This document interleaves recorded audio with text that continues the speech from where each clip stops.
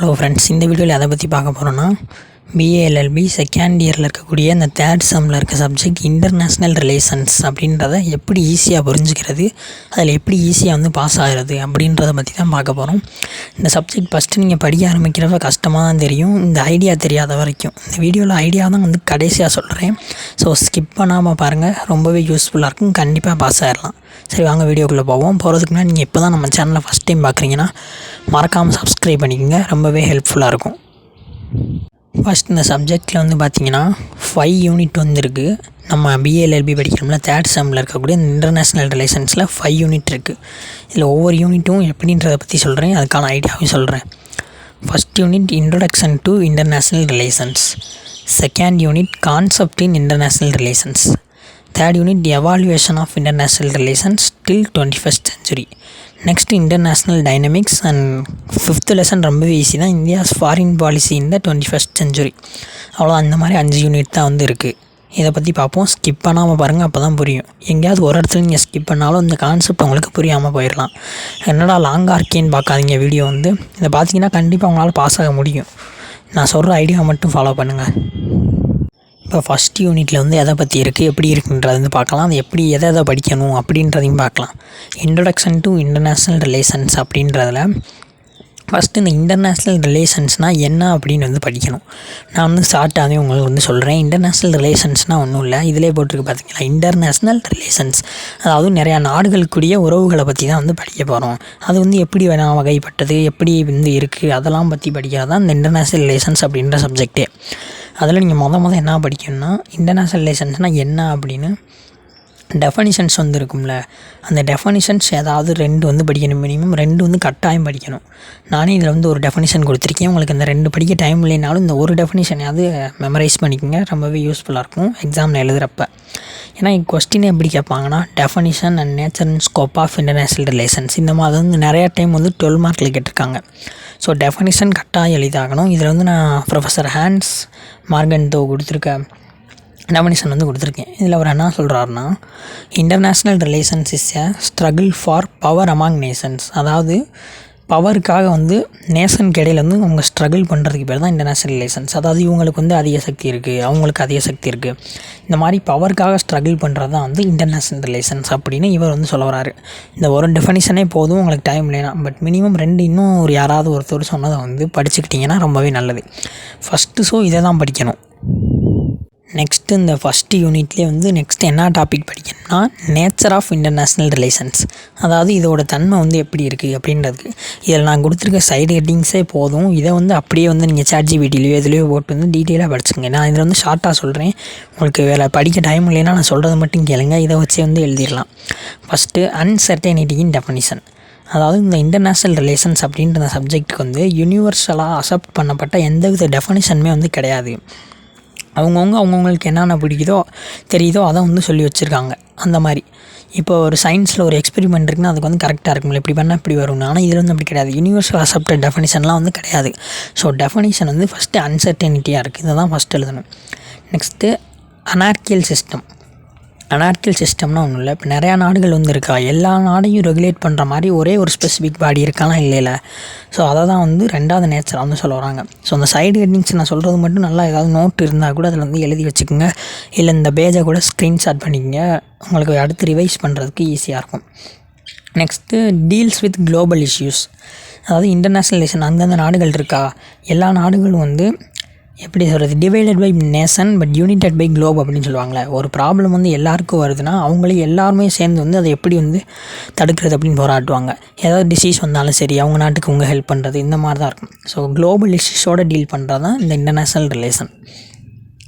Next வந்து பார்த்திங்கன்னா interaction தான் நாடுகளுக்கிடையே ரொம்பவே வந்து முக்கியம். அதாவது குட் ரிலேஷன்ஷிப் இருக்கணும், இல்லைன்னா வந்து வார் தான் வரும். அதை தான் வந்து சொல்ல வராங்க, குட் ரிலேஷன்ஷிப் மெயின்டைன் பண்ணணும். ஸோ வாரும் ஒரு பார்ட் ஆஃப் இன்டர்நேஷ்னல் ரிலேஷன்ஸ் தான். நெக்ஸ்ட்டு ஃபாரின் பாலிசினா ஒன்றும் இல்லை, இந்த இன்ட்ராக்ஷன் பெட்டராக இருந்தால் அதை பேஸ் பண்ணியிருக்க தான் ஃபாரின் பாலிசி வந்து நல்லா அமையும். அதை பற்றினது தான் வந்து இதில் சொல்கிறாங்க. Next national interest, national power ரொம்பவே முக்கியமானது. இதை 2வது யூனிட்டில் வந்து டீட்டெயிலாக சொல்கிறேன். ஸோ இது வந்து முக்கியம், இதுக்கும் நீங்கள் கீழே வந்து எழுதணும். அதை நான் அங்கே சொல்கிறப்ப கவனிங்க. இது கான்ஃப்ளிக்ட்ஸு, அதாவது நாடுகளுக்கு இடையில் கான்ஃப்ளிக்ட் வந்து அதோட ரிசல்ட் என்ன, வார் வரும். ஸோ வார் வந்து ஒரு பார்ட் ஆஃப் இன்டர்நேஷ்னல் ரிலேஷன்ஸ் தான். ஸோ நேச்சரில் இதுவும் எழுதணும். வெல்ஃபேர் ஆஃப் த பீப்புள், அதாவது ரிசோர்ஸஸ் இருந்தால் தான் மக்கள் வந்து வெல்ஃபேர் வந்து இருக்க முடியும், நலமாக வந்து இருக்க முடியும். ஸோ அந்த வெல்ஃபேர் ஆஃப் த பீப்புளுக்காக தான் வந்து எல்லா நாடுகளும் வந்து போராடுறாங்க. ஸோ இதுவும் வந்து ஒரு நேச்சர் தான். நெக்ஸ்ட்டு ரொம்பவே முக்கியமான எசென்சியல் என்னன்னா பீஸ், அமைதியை தான் எல்லா நாடுகளும் விரும்புவாங்க. ஸோ இதுதான் வந்து ரொம்பவே எசென்சியலான வந்து நேச்சர். இதில் இருக்கிற ஒரு 10 சைடு கட்டிங்ஸ் இருக்குன்னு நினைக்கிறேன். இதே போதும். இதை வந்து நீங்கள் கரெக்டாக எழுதினாலே போதும்.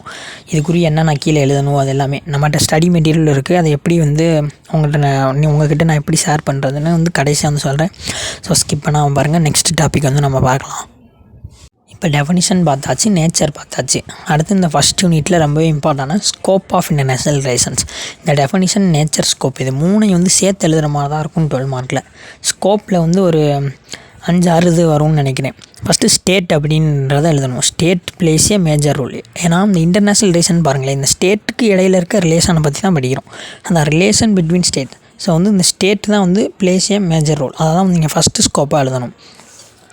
ரெண்டாவது சொன்னையில் ஏற்கனவே கான்ஃப்ளிக்ட்லாம் வந்து இருக்கணும். கான்ஃப்ளிக்ட் அண்ட் கோஆப்ரேஷன் ரெண்டுமே வந்து இன்டர்நேஷ்னல் ரிலேஷன்ஸில் இருக்கிறது தான். ஸோ போத் ரெண்டையுமே பற்றி எழுதணும்.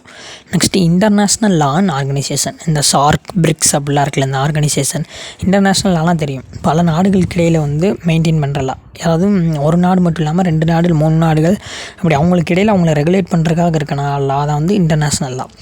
ஆர்கனைசேஷன் இந்த சார்க், பிரிக்ஸ் இந்த மாதிரி இதெல்லாம் வந்து நாடுகள் இருப்பாங்களே அதை தான் வந்து சொல்கிறாங்க. அதுலேயும் வந்து எல்லா நாடுகளுக்கும் அவங்களுக்குரியதை வந்து அவங்களே சாட்டிஸ்ஃபை பண்ணிக்கிறாங்க. ஸோ இது வந்து ஒரு வகையான ஸ்கோப் தான்.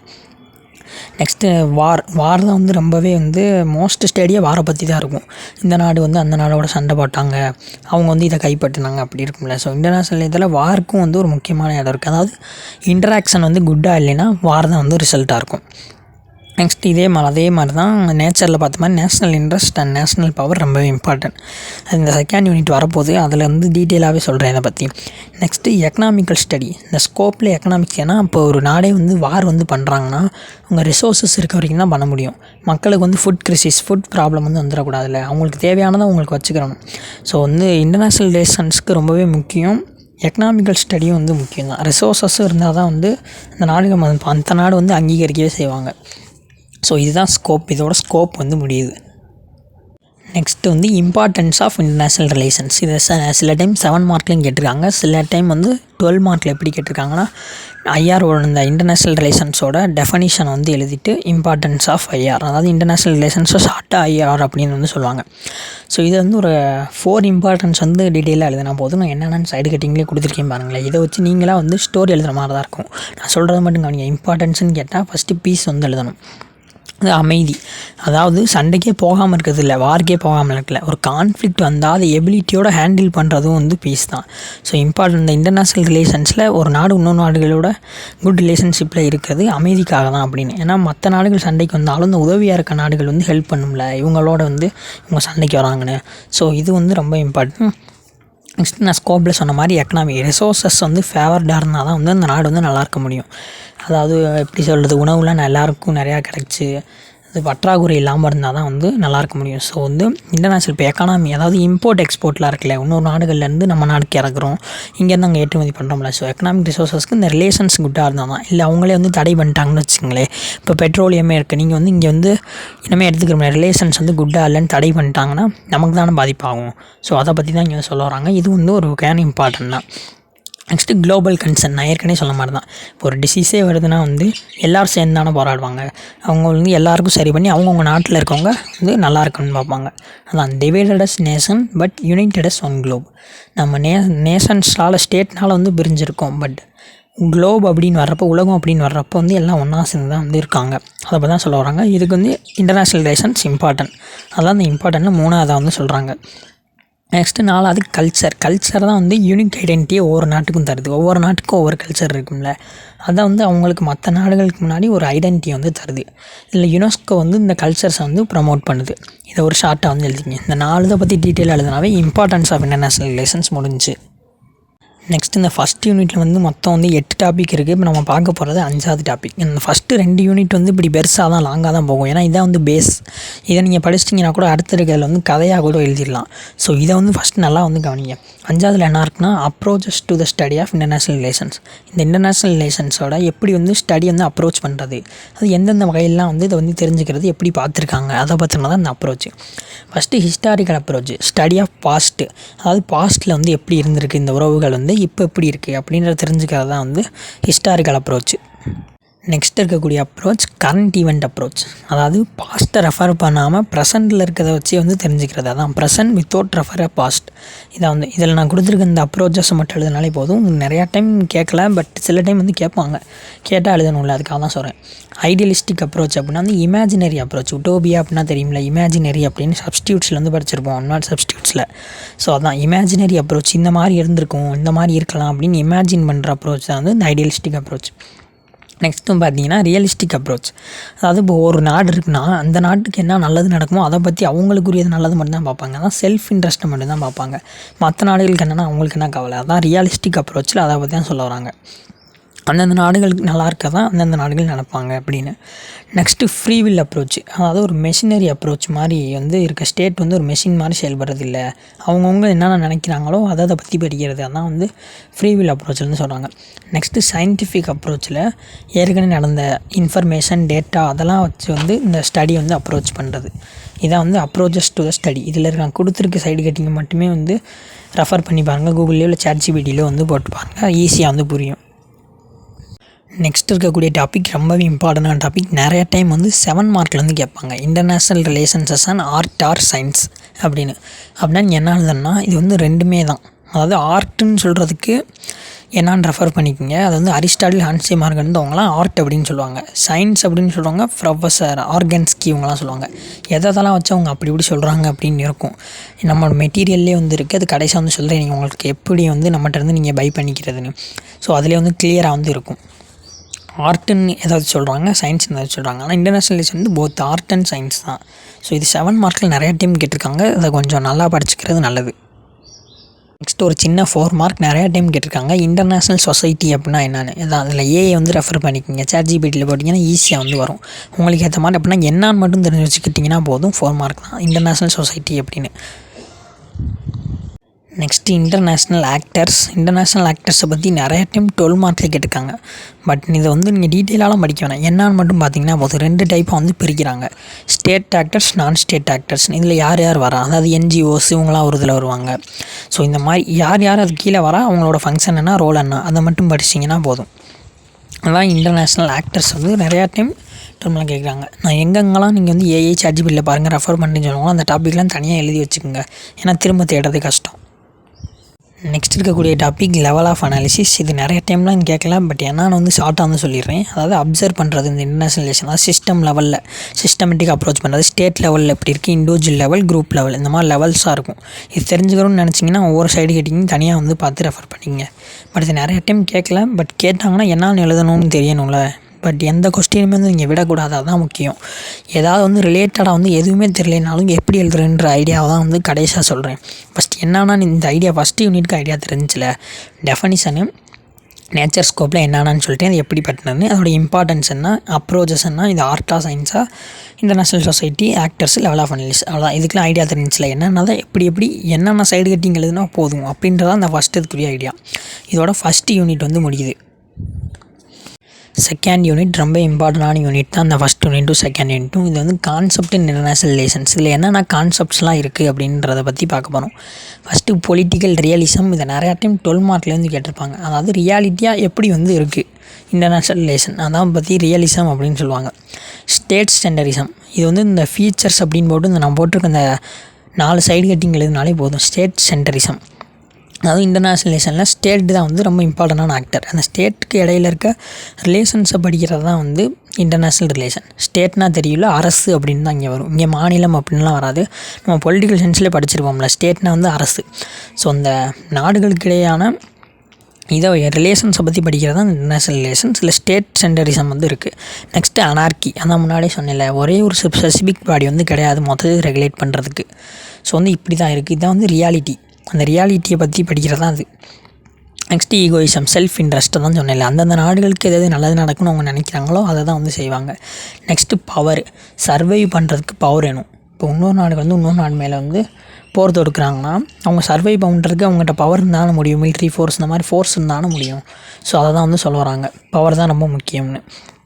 இந்த எக்ஸாம்பிள் வந்து கோல்டு வார் அப்படின்றத வந்து சொல்லலாம், பனிப்போர் அப்படின்னு சொல்லுவாங்க. அது யூஎஸ்க்கும் சோவியத் ரஷ்யாவுக்கும் நடந்துச்சுல, அது வந்து நெக்ஸ்ட்டு யூனிட்லேயே வருது. நான் அங்கே வந்து டீட்டெயிலாக சொல்கிறேன். Next main principles. First realism அப்படின்னு கேட்டாங்கன்னா ஃபியூச்சர்ஸ்ன்னு போட்டு இந்த 4 இது எழுதணும். எக்ஸாம்பிள் கோல்டு வார்னு போட்டு மெயின் பிரின்சிபல்ஸ் அப்படின்னு போட்டணும். ஸ்டேட்டிசம், சர்வைவல், செல்ஃப் ஹெல்ப். மேலே பார்த்ததே தான் அப்படி கீழேயும் வந்து இங்கே இருக்குது. ஸ்டேட்டிசமில் வந்து இந்த அனார்கியை பற்றியே வந்து எழுதுங்க, ஸ்பெசிஃபிக் ரெகுலேட் பாடி வந்து இல்லை அப்படின்னு.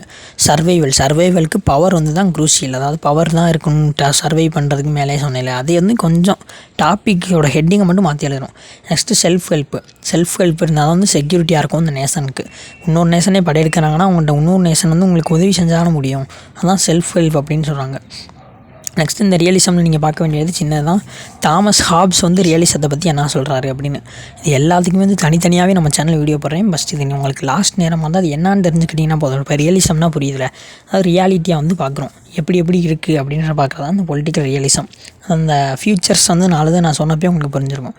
நெக்ஸ்ட்டு இம்பார்ட்டன்ஸ் ஆஃப் ரியலிசத்தோட இம்பார்ட்டன்ஸ் வந்து என்ன அப்படின்னு வந்து தனியாக வந்து ரெஃபர் பண்ணி ஒரு 4 பாயிண்ட் வர மாதிரி வந்து படிச்சுக்கோங்க.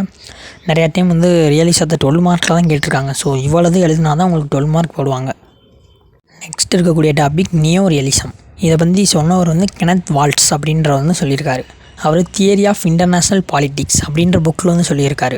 இப்போ நீங்கள் இதை வந்து என்னான்னு முழுசாக பார்க்க டைம் இல்லைனாலும் இப்போ நான் சொல்கிற பேரையும் இந்த புக்கை எழுதினீங்கன்னா உங்களுக்கு 1 மார்க்காக கிடைக்க வாய்ப்பு இருக்குல்ல. கொஞ்சம் டீட்டெயிலாக எழுதுனீங்கன்னா அதான் நியோ ரியலிசம் எங்கே ஆரிஜின் ஆச்சு, அதோட கான்செப்ட் என்ன. இதில் 2 டைப்பாக வந்துருக்கு, defensive neo realism and offensive neo ரியலிசம்னு. இது என்னான்னு கொஞ்சமாக பார்த்துக்கிட்டிங்கன்னா போதும், ஒரு 7 மார்க் அளவு பார்த்தாலே போதும் இது. நெக்ஸ்ட் இருக்கக்கூடிய டாபிக் வந்து இப்போ ரியலிசம் பார்த்துட்டோம். நெக்ஸ்ட்டு பொலிட்டிக்கல் ஐடியலிசம்னாலே புரியுதில்ல, இமேஜினரி ஐடியல் அப்படின்னு சொல்லுவாங்களே.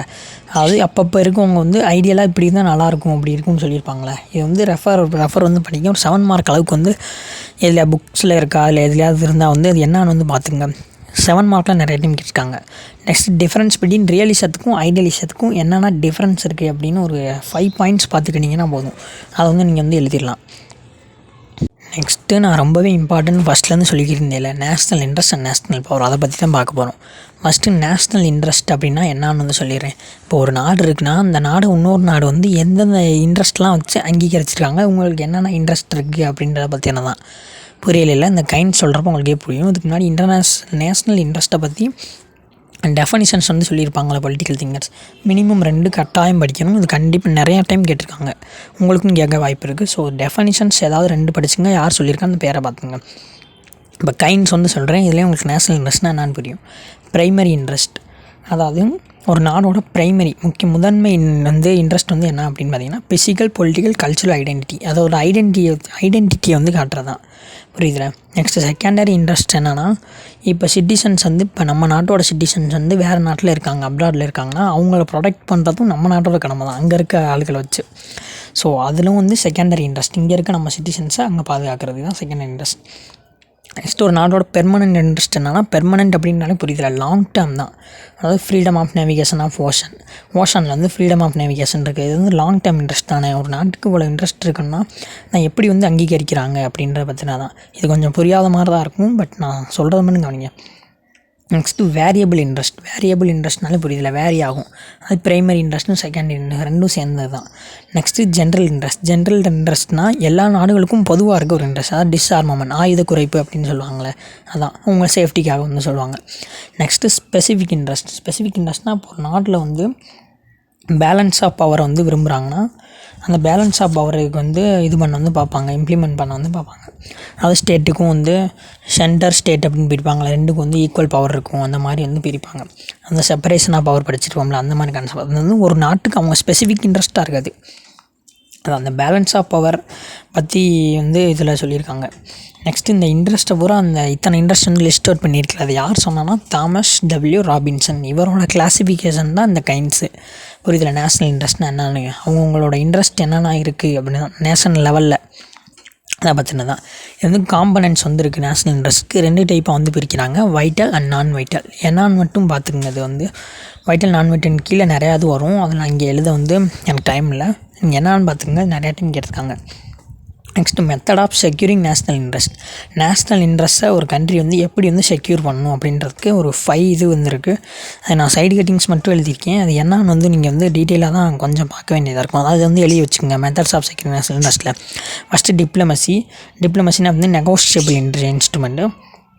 ப்ரொப்பகண்டானா வந்து ஆர்ட் ஆஃப் கன்வின்ஸ் பண்ணி வந்து பாதுகாக்கிறது.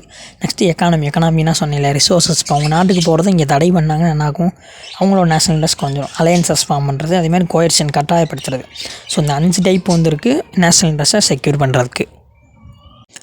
நெக்ஸ்ட் இருக்கக்கூடிய டாபிக் நேஷ்னல் பவர். இது நிறையா டைம் 7 மார்க்கில் கேட்டிருக்காங்க. எனக்கும் இது 7 மார்க்கில் தான் கேட்டாங்க. எனக்கு கேட்ட கொஸ்டினில் ஒன்று நேஷ்னல் பவர் தான். நான் 3 தடவை இம்பார்ட்டன்ட் போட்டிருக்கேன், உங்களுக்கு தெரியலையா?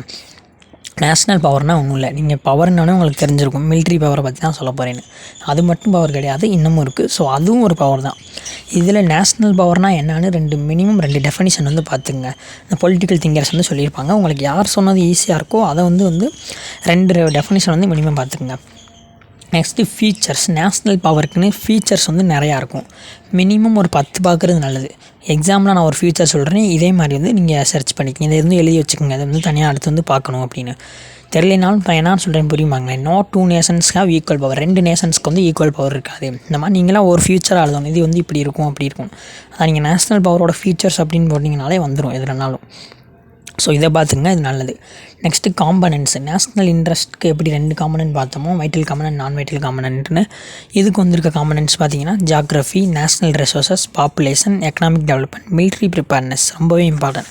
அவங்க மிலிட்ரியில் ப்ரிப்பேராக இருந்தாலும் யாராவது போர் தொடுத்தாலும் உங்களுக்கு வந்து இது பண்ண முடியும். இது வந்து ஒரு மினிமம் 10 போட்டிருக்கேன். பட் உங்களுக்கு 5 நான் இந்த எழுதியிருக்கிறது என்னான்னு தெரிஞ்சாலே போதும். இதில் புரியுதில்ல. ஜியாகிரஃபி, இப்போ வந்து நம்ம ஃபேவரட் டெரிட்டரியில் இருந்தோம்னா நமக்கு பவர் அதிகமாக இருக்கும்.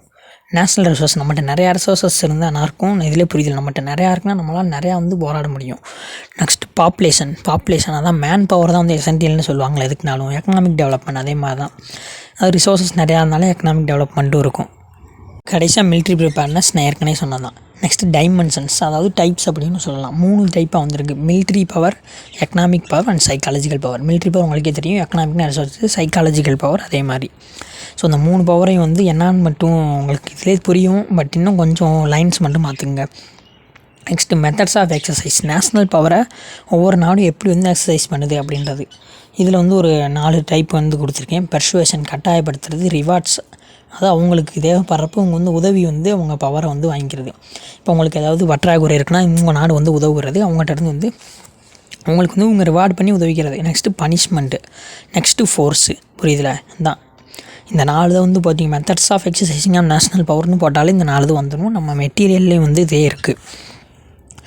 Next oil diplomacy. இந்த ஆயில் டிப்ளமசி அப்படின்றத 4 மார்க்கில் நிறையா டைம் கேட்டிருக்காங்க. அதாவது பெட்ரோலியம் பற்றி சொல்லுவோம்ல, அந்த ரிலேஷன்ஸ் வந்து எப்படி இருக்குது அவங்களுக்குள்ளே மெயின்டைன் பண்ணுறது அப்படின்ற பார்த்தோன்னா இந்த ஆயில் டிப்ளமசி அப்படின்னு நீங்கள் ChatGPTயில் போட்டாலே வந்து வரும். ஈஸியாக தான் வரும். சிம்பிள் வேர்ட்ஸ் அப்படின்னு போட்டிங்கன்னா அதை பார்த்துக்கிட்டிங்கனாலே இது வந்து போதும். இந்த நேஷ்னல் பவர் ரொம்பவே இம்பார்ட்டன்ட். ஸோ நான் சைடு கட்டிங் ஸ்டாராக போட்டிருக்கேன், அதை மட்டும் நீங்கள் எழுதினாலே போதும். நெக்ஸ்ட் இருக்கக்கூடிய டாபிக் பேலன்ஸ் ஆஃப் பவர். இதையும் நிறையா டைம் வந்து 7 மார்க் 12 மார்க் இந்த மாதிரி மாற்றி தான் வந்து கேட்டிருக்காங்க. இது நான் என்னென்னு அப்பயே சொல்லிட்டேன். இதில் என்னென்ன சைடு கட்டிங்கில் வந்து எழுதணுன்றதை இதிலே நான் கொடுத்துருக்கேன், அதை மட்டும் பார்த்துங்க. ஆரிஜின், இது வந்து எங்கே ஆரிஜின் ஆச்சு, இதோட மீனிங் என்ன, அதான் டெஃபனிஷன் கொடுத்துருப்பாங்களே, அதுவும் மினிமம் ஒரு இது பார்த்துங்க அதே போதும். இதோட நேச்சர் என்ன, இதோட methods, alliances, armament, territory accusation இந்த மாதிரி வந்துருக்கும். அதே மாதிரி இருக்கான ஆர்குமெண்ட்ஸ், ஃபேவரான ஆர்குமெண்ட்ஸ் யார் சொல்லியிருக்கா, அகேன்ஸ்ட் யார் சொல்லியிருக்கா. அது மாதிரி அந்த பேலன்ஸ் ஆஃப் பவர் வந்து 1871 1914 வரைக்கும் வந்து இருந்திருக்கு. அங்கே அப்போ எப்படி இருந்துச்சு, டுடே இப்போ வந்து எப்படி இருக்குது அப்படின்றத பார்த்துங்க. இதே வந்து இந்த தனியாக இந்த காலத்தில் எப்படி இருந்திருக்கு அப்படின்னே வந்து கேட்டிருக்காங்க 7 மார்க்கில். நிறைய டைம் 4 மார்க்கில் பேலன்ஸ் ஆஃப் பவர் அப்படின்னு வெறும் வேலை வந்து கொடுத்துருப்பாங்க. அப்போ இந்த ஆரிஜின், மீனிங், நேச்சர் இது எழுதுனாலே வந்து போதும். டைம் நிறையா இருந்துச்சுன்னா அந்த சைடு கட்டிங்ஸை போட்டு சின்னதாக எழுதுங்க. தமிழ்லேயே வந்து நம்மக்கிட்டே வந்து மெட்டீரியல் இருக்குது. ஸோ உங்களுக்கு கவலைலாம் வேணாம், நான் சொல்கிற மாதிரி கவனிங்க. நெக்ஸ்ட் இருக்கக்கூடிய topic evaluation of international relations. இது வந்து நெக்ஸ்ட் டாப்பிக்கில் next unit evaluation of international relations. International ரிலேஷன்ஸோட எவால்யூஷன் என்ன. ஃபஸ்ட்டு வார் அப்படின்னா என்ன, அதோட டைப்ஸ் என்னென்ன டைப்பான வார்லாம் இருக்குது. டெஃபனிஷன் வந்து நிறைய பேர் கொடுத்துருப்பாங்க, மினிமம் 2 பார்த்துக்குங்க. வாருக்கு அப்புறம் பீஸ்னா என்ன, அமைதினா என்ன, அதுக்குரிய டைப்ஸு, பீஸோட இம்பார்ட்டன்ஸ் என்ன, அதான வந்து எசென்டியல். இந்த மாதிரி நீங்களாக எழுதுகிற மாதிரி தான் இருக்கும் இது வந்து. நெக்ஸ்ட்டு வந்து 12 மார்க்கில் இருக்க கொஸ்டின், ஃபஸ்ட்டு வேர்ல்டு வாரோட காசஸ் அண்ட் கன்சீக்வன்ஸை சேர்த்து 12 மார்க்லேருந்து கேட்பாங்க. அப்படி கேட்டால் எழுதுறதுக்கு வந்து சில பாயிண்ட்ஸ் வந்து உங்களுக்கு வந்து தெரியணும். இது வந்து கிரேட் வார் அப்படின்னு சொல்லுவாங்க. 1940 1980 வரைக்கும் நடந்துச்சுல, அதை பற்றி எழுதணும். காசஸ் அப்படின்னு சைடு கட்டிங் நம்ம மெட்டீரியல் வந்து டீட்டெயிலாக இருக்குது, ஒரு 10 சைடு கட்டிங் வந்துருக்கும், ஈஸியாக தான் இருக்கும். அதை பார்த்துக்கிட்டிங்கனாலே வந்து போதும், சிம்பிளாக இருக்கும். இல்லைனா நீங்கள் கூகுளில் கூட பார்த்து படிச்சுக்கோங்க. காசஸ் வந்து என்னென்னு சைடு கட்டிங் மாதிரி படிச்சுங்க. அது மாதிரி கன்சீக்வன்ஸ் வந்து இருக்கும். அதாவது இந்த வேர்ல்டு வார் முடிஞ்ச கன்சீக்வன்ஸாக வந்து ட்ரீட்டி ஆஃப் வெர்சைல்ஸ் வந்து சைன் பண்ணாங்க. இந்த மாதிரி வந்து நிறையா இருக்கும். So cause and consequence of world வார்னு 12 மார்க்கில் வந்து கேட்பாங்க. அதே மாதிரி செகண்ட் வேர்ல்டு வார்க்கும் வந்து பார்த்துக்கிறோம். ஏன்னா 2 வேர்ல்டு வார் தானே நடந்திருக்கு. இதுக்குரிய காசஸ் அண்ட் கன்சீக்வன்ஸ் டீட்டெயிலாக பார்த்துங்க. பட் இது வந்து ஆப்ஷனல் தான் நான் சொல்லுவேன். நிறையா டைம் ஃபஸ்ட் வேர்ல்டு வார் தான் கேட்டிருக்காங்க. பட் உங்கள் டைமுக்கு இதை கேட்டாங்கன்னா எழுதிக்கிறதுக்கு ஒரு 5 பாயிண்ட்ஸ் பார்த்து வச்சிங்கனாலும் போதும். நெக்ஸ்ட்டு உட்ரோ வில்சன் சொன்னால் 14 பாயிண்ட் ப்ரோக்ராம் அப்படின்ட்டு இருக்கும். அதில் ஒரு 14 பாயிண்ட் என்னென்ன சொல்லியிருக்காருன்னு ஜஸ்ட் ரீட் பண்ணிங்கன்னா போதும். நெக்ஸ்ட்டு லீக் ஆஃப் நேஷன், அதாவது பன்னாட்டு சபை அப்படின்னு சொல்லுவாங்களே, 1920 வந்து கொண்டு வந்தாங்க. வேர்ல்டு வார் வந்து முடிஞ்சோன்னா எல்லா நாடுகளையும் வந்து ரெகுலேட் பண்ணுறதுக்கு அப்படின்னு. ஸோ இதையும் வந்து இந்த லீக் ஆஃப் நேஷனோட ஆர்கனை பற்றி சொல்லுங்கள் அப்படின்னு 12 மார்க்லையும் கேட்பாங்க, 7 மார்க்கில் கேட்பாங்க. இல்லைன்னா 4 மார்க்கில் எப்படி கேட்பாங்கன்னா, இதில் இருக்க ஒரு ஆர்கானோட பேரை கொடுத்து வந்து அதை வந்து எழுத சொல்லுவாங்க. அது எதில் வருதுன்னு உங்களுக்கு தெரிஞ்சாலும் எழுத முடியும். அதுக்காக தான் இப்போ நான் சொல்கிறேன், கவனிங்க. லீக் ஆஃப் நேஷன் எப்போ ஆரிஜின் ஆச்சு, அந்த வருஷத்தை வந்து எழுதுங்க. எது மூலமாக வந்து கொண்டு வந்தாங்க, அந்த உட்ரோ வில்சனோட 14 பாயிண்ட் ப்ரோக்ராம்லேருந்து ஒரு இதை வந்து எடுத்து கொண்டு வந்தாங்க அப்படி எழுதணும். இதோட பிரின்சிபல்ஸ் வந்து என்ன, காமனாக இப்படி வந்து இந்த மாதிரி கொஸ்டின் கேட்டாலே பிரின்சிபல் என்னவாக இருக்கும், security, maintain peace and security. அதே மாதிரி மெம்பர்ஸ் ரெகுலேட் பண்ணுற இந்த மாதிரி தான் இருக்கும். இதுக்கு வந்து ஒரு 3 ஆர்கான்ஸ் இருந்து அப்புறம் 2 வந்து லேட்டாக வந்து சேர்த்தாங்க ஆர்கான்ஸ். ஸோ 5 ஆர்கான்ஸ் வந்துருக்கும். இந்த 5 ஆர்கான்ஸ் நேமு தான் தனித்தனியாக வந்து கேட்பாங்க. ஸோ என்ன 5 ஆர்கான்ஸ்னு பார்த்துங்க. இதில் என்னால் வந்து கொடுக்க முடியல. 5 ஆர்கான்ஸோட நேமு, அதில் மெம்பர்ஸ் என்ன இருக்காங்க, பவர் அண்ட் ஃபங்க்ஷன், அதான் மெம்பர்ஸு. அடுத்து லீக் ஆஃப் நேஷனோட அச்சீவ்மெண்ட்டு, அதாவது இந்த ஆலண்ட் ஐலாண்ட் வந்து பிரச்சனை வந்து முடிச்சு வச்சாங்க, அந்த மாதிரி நிறையா வந்திருக்கும். நெக்ஸ்ட்டு ஃபெயிலியர், அந்த ஃபெயிலியருக்குரிய காரணம், ஏன் வந்து லீக் ஆஃப் நேஷன் வந்து ஃபெயிலியர் ஆச்சு அப்படின்னு. சில நாடுகள் வந்து உறுப்பினராக சேர்ந்துருக்க மாட்டாங்க, மிலிட்ரி சப்போர்ட் வந்து இருந்திருக்காது, இந்த மாதிரி வந்து இருக்கிறதெல்லாம் வந்து பார்த்து வச்சுக்கோங்க. இது நிறையா டைம் 12 மார்க்கில் கேட்டிருக்காங்க. நெக்ஸ்ட்டு நேசிசம், ஃபாசிசம், சரிங்களா, ஹிட்லர் சொன்னது, இது முசோலினி சொன்னது. இவங்க வந்து என்ன சொல்லியிருக்காங்க அப்படின்றத பார்த்துங்க. 4 மார்க். நேசிசம், ஃபாசிசம்னா என்ன அப்படின்னு பார்த்துக்கிட்டிங்கனாலே போதும். நிறையா டைம் 4 மார்க்கில் தான் கேட்டிருக்காங்க. உங்கள் டைமுக்கு 7 மார்க்கில் கேட்டாலும் ஏதாவது எழுத தெரியணும். ஸோ 4 மார்க் அளவுக்கு நீங்கள் படித்து வச்சுருந்தா கூட 12 மார்க் இல்லை 7 மார்க் அளவுக்கு எழுதலாம். ஸோ இதை பார்த்து வச்சிங்கன்னா போதும். நெக்ஸ்ட்டு ரொம்பவே இம்பார்ட்டண்டான டாபிக், பைபோலார் வேர்ல்டு அப்படின்னு கேட்டாலும் நீங்கள் கோல்டு வாரை பற்றி தான் எழுதணும். இல்லை கோல்டு வார்னு கேட்டாலும் அதை பற்றி எழுதணும். இந்த கோல்டு வார்னால் ஒன்றும் இல்லை, அவங்க வந்து டேரெக்டாக யூஎஸும் சோவியத் யூனியனும் டேரெக்டாக வந்து சண்டை போட்டிருக்க மாட்டாங்க. இன்டேரக்டாக வந்து ஜியோ பொலிட்டிக்கல் வார் அப்படின்னு சொல்லுவாங்க. ரொம்பவே இம்பார்ட்டன்ட். இதுக்குரிய காரணம் என்ன, காம்பனன்ட்ஸ் என்ன. Next decline of Soviet Russia, Soviet ரஷ்யாவோட அந்த டெக்லீனை பற்றி வந்து எழுதணும். இது நிறையா டைம் 12 மார்க் 7 மார்க்கில் எப்படி 4 மார்க்லையாவது வெறும் கோல்டு வார் நான் கூட கேட்டுருந்தாங்க. நான் கோல்டு வார்க்கு தனி வீடியோவே வந்து அப்லோட் பண்ணுறேன். பட் நீங்கள் என்னன்னு வந்து பார்த்தீங்கன்னா நல்லது. நான் இதான் சொல்லிட்டு இல்லை, யூஎஸ்க்கும் சோவியத் யூனியனுக்கும் இன்டேரக்டாக ஜியோ பொலிட்டிக்கல் டென்ஷன்லாம் வந்து சொல்கிறாங்க. அதாவது இவங்க வந்து எப்படி சொல்கிறது, அந்த அணுகுண்டெல்லாம் வந்து இது பண்ணுவாங்க. அதே மாதிரி இவங்க சோவியத் ரஷ்யாவும் அதே மாதிரி அணுகுண்டு சோதனை வந்து நிகழ்த்தும். இதை பற்றி படிக்கிறதான். ஸோ பைபோலார் வேர்ல்டு அப்படின்னு கேட்டாலும் இதை பற்றி எழுதணும். யூனிபோலார் வேர்ல்டுனா உங்களுக்கே தெரியும், இந்த கோல்டு வாரோட கடைசியில் யார் ஜெயிச்சா அப்போ உருவானதான் வந்து இந்த யூனிபோலார் வேர்ல்டுன்னு. நெக்ஸ்ட் இந்த 3rd யூனிட்டில் கடைசி டாபிக் நான் அலைன் மூமெண்ட். நான் அலைன் மூமெண்ட்னா உங்களுக்கு ஏற்கனவே படிச்சிருப்பீங்க, 12th ஸ்டாண்டர்டில் ஹிஸ்ட்ரி படிச்சிருந்தீங்கன்னா தெரிஞ்சிருக்கும். அணிசேரா இயக்கம் அப்படின்னு. அப்படின்னா ஒன்றும் இல்லை, எந்த நாடுகளோடையும் சேராமல் இவங்களே வந்து தனியாக வந்து இருக்குது. எப்படி சொல்கிறது, எந்த இதுக்கும் பிரச்சனைக்கும் போகாமல். அதான் அதோட பேக்ரவுண்ட் என்ன, அப்ஜெக்டிவ்ஸ் என்ன, அவங்களோட ஃபங்க்ஷன் என்ன, மெம்பர்ஸ் யார் யார் இருக்கா, ப்ரெசண்டில் இப்போ வந்து எப்படி இருக்குது நான் அலைன் மூமெண்ட் வந்து. ஸோ அதை பற்றி பார்த்தீங்கனாலே வந்து போதும். இது வந்து நிறைய டைம் 7 மார்க்கில் கேட்டிருக்காங்க, இல்லைனா 4 மார்க்கில் நான் அலைன் மூமெண்ட்டை பற்றி எழுதுங்க அப்படின்னு தான் கேட்டிருக்காங்க. 12 மார்க் வந்து நான் அப்படியே சொல்லிட்டு நேச்சர் அண்ட் ஸ்கோப் அதுலேருந்து ஏதாவது கேட்கலாம், இல்லை வேர்ல்டு வாரை பற்றி கேட்கலாம், இல்லைன்னா இந்த லீக் ஆஃப் நேஷன்ஸ் சொன்னில்லை, இதே மாதிரி யுனைடெட் நேஷன் ஆர்கனைசேஷன் அடுத்த யூனிட்லேருந்து பார்ப்போம், அதுலேருந்து வந்து கேட்கலாம். இல்லைனா கடைசி 5th யூனிட் வந்து எப்படி ஈஸியாக படிக்கணும்னு சொல்கிறேன். ஸோ இப்போ 3rd யூனிட் வந்து முடியுது. நெக்ஸ்ட் இருக்கக்கூடிய யூனிட் இன்டர்நேஷ்னல் டைனமிக்ஸ். இதில் தான் வந்து இந்த யுனைடெட் நேஷன் ஆர்கனைசேஷனை பற்றி படிக்க போகிறோம். இந்த லீக் ஆஃப் நேஷனுக்கு அப்புறம் வந்தது தான் இந்த யுனைடெட் நேஷன் ஆர்கனைசேஷன். இந்த ஷார்ட்டை வந்து யுஎன்ஓ அப்படின்னு சொல்லுவாங்க. இதோட ஆரிஜின் என்ன, யூஎன் சார்ட்டர் அப்படின்னு சொல்லுவாங்க, அதில் தான் வந்திருக்கு. நான் இம்பார்ட்டன்ட் சிம்பிள் எங்கெங்கெல்லாம் போட்டிருக்கேனோ நீங்கள் கட்டாயம் இல்லை ரெஃபர் பண்ணி படிக்கணும். இல்லை நான் சொல்கிறத நல்லா கவனிங்க. அதான் ஆரிஜின் என்னான்னு பார்க்கணும், யூஎன் சார்ட்டர் பண்ணி பார்க்கணும். பர்பஸ் இது எதுக்காக கொண்டு வந்தாங்கன்னா, அதான் எக்ஸாம்லேயே நான் போட்டிருக்கேன் பாருங்களேன், மெயின்டைன் பீஸ் அண்ட் செக்யூரிட்டி. நாடுகளுக்கிடையே பீஸ் அண்ட் செக்யூரிட்டியை மெயின்டைன் பண்ணுறதுக்காக தான் கொண்டு வந்தது தான் இந்த ஒரு அமைப்பு. இது ரொம்பவே இம்பார்ட்டன்ட். இதில் பிரின்சிபல் ஆர்கன்ஸ் பார்த்திங்கன்னா 5 ஆர்கன்ஸ் வந்துருக்கும். அதாவது செக்யூரிட்டி கவுன்சில், ஜென்ரல் அசம்பிளி இந்த மாதிரி இருக்கும். இந்த 5 ஆர்கனோட மெம்பர்ஸ் எத்தனை பேர் இருக்காங்க, ஓட்டிங் ரைட்ஸ் என்ன, பவர் அண்ட் ஃபங்க்ஷன் என்ன, டீட்டெயிலாக படிக்கணும். இதோட ஆர்கானை பற்றி எழுதுங்கன்னா எனக்கு வந்து 12 மார்க்லேருந்து கேட்டாங்க. இதில் ஒரு இம்பார்ட்டண்டான ஆர்கன் தான் ஐசிஜே, இன்டர்நேஷ்னல் கோர்ட்ஸ் ஆஃப் ஜஸ்டிஸ்னு. இது தனியாகவே வந்து சில நேரம் 7 மார்க்கில் கேட்டிருக்காங்க. ஸோ அதையும் வந்து பார்த்துங்க, ரொம்ப நல்லது. Next role of India in united nation organisation. இந்தியாவோட ரோல் வந்து யுனைடெட் நேஷன் ஆர்கனைசேஷனில் என்ன அப்படின்றது ஒரு 5 பாயிண்ட்ஸ் பார்த்துக்கிட்டிங்கன்னா போதும். 7 மார்க்கில் தான் கேட்டிருக்காங்க நிறைய டைம். நெக்ஸ்ட் இந்த யூஎன்னோட அச்சீவ்மெண்ட்ஸ் வந்து என்ன, இந்த ஐக்கிய நாடுகள் சபை அப்படின்னு சொல்கிறோம்ல, அதோட அச்சீவ்மெண்ட்ஸ் என்னென்னு பார்த்தீங்கன்னா போதும். என்னென்ன பிரச்சனை வந்து தீர்த்துருக்காங்கன்னு. அதே மாதிரி லீக் ஆஃப் நேஷனும் இந்த யுனைடெட் நேஷன் ஆர்கனைசேஷன் சிமிலியராக தான் இருக்கும், இந்த ஆர்கன்ஸ் எல்லாமே. ஸோ வந்து என்னென்னா அந்த டிஃப்ரென்ஸை பார்த்துக்கிட்டிங்கனாலே போதும், தனித்தனியாக படிக்க வேண்டிய அவசியம் கூட நிறையாத்துக்கு இருக்காது. அது அந்த difference between league of nation and UNO, இதுக்கு மினிமம் 5 டிஃப்ரென்ஸ் வந்து பார்த்துக்கிறது நல்லது. ஆனால் சிமிலியராக தான் இருக்கும். அந்த சிமிலியராக இருக்க 5 பார்த்துக்கிட்டிங்கனாலே இது வந்து எழுதிடலாம்ல. நெக்ஸ்ட் இருக்கக்கூடிய டாபிக் கலெக்டிவ் செக்யூரிட்டி. இதை 12 மார்க்லேயே வந்து கேட்டிருக்காங்க. கலெக்டிவ் செக்யூரிட்டினா என்ன அப்படின்னு நீங்கள் ஓல்டு கொஸ்டின் பார்த்தாலும் தெரியும், இல்லை சிலபஸ்லேயே பார்த்தாலும் தெரியும். கலெக்டிவ் செக்யூரிட்டின்ற ஒரு டாபிக் வந்து இருக்குது. அப்படின்னா ஒன்றும் இல்லை, collective efforts of all nation. புரியுதில்ல, அதான் எல்லா நாடுகளோட எஃபர்ட்ஸை சேர்ந்து வந்து ஒரு இதை சால்வ் பண்ணுறது. அதான் collective efforts of all nation. அதான் மிலிட்ரி சப்போர்ட் பண்ணுறது, இந்த மாதிரி இருக்கதான் வந்து. அதான் இதோட ஃபீச்சர்ஸ் என்ன, united nation and collective security, இது ரெண்டுக்கும் வந்து என்னென்ன இருக்குது அதை பார்க்கணும். இதோட ஒர்க்ஸ் என்னென்ன இருக்குது, அப்போ இதோட ஃபெயிலியருக்கான காரணங்கள் என்ன, அதான் காசஸ் ஃபார் இட்ஸ் ஃபெயிலியர். அந்த ஐக்கிய நாடுகள் சபை அப்படின்னு சொல்கிறக்கூட யுனைடெட் நேஷனோட சம்மந்தமானதான் நிறையா எழுத வேண்டிய மாதிரி இருக்கும். Next international ethics. இது நிறையா டைம் 4 மார்க்லேருந்து கேட்டிருக்காங்க. கேட்டால் அப்படின்னா இன்டர்நேஷ்னல் எத்திக்ஸ்னால் என்ன, அதோட ரோல் என்ன. அதே மாதிரி கன்ஸ்ட்ரக்டிவிசம் அப்படின்னு ஒன்று இருக்கும், அதை 4 மார்க்கில் நிறையா டைம் கேட்டிருக்காங்க. அப்படின்னா நீங்கள் என்னான்னு பார்த்துக்கிட்டீங்கனாலும் போதும், இதை நோட் பண்ணிக்கோங்க, எழுதி வச்சுக்கோங்க.